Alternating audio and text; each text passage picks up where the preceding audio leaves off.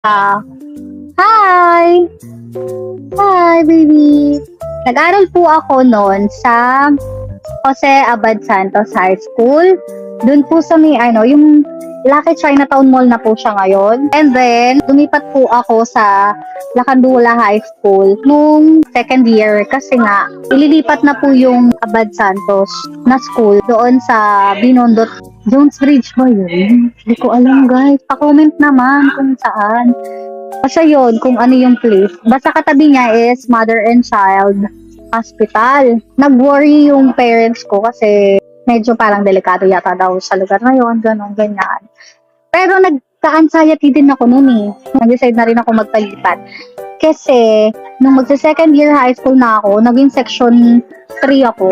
So, grabe no, nakakalungkot pala talaga kapag galing ka, opo, huwag ka maingay.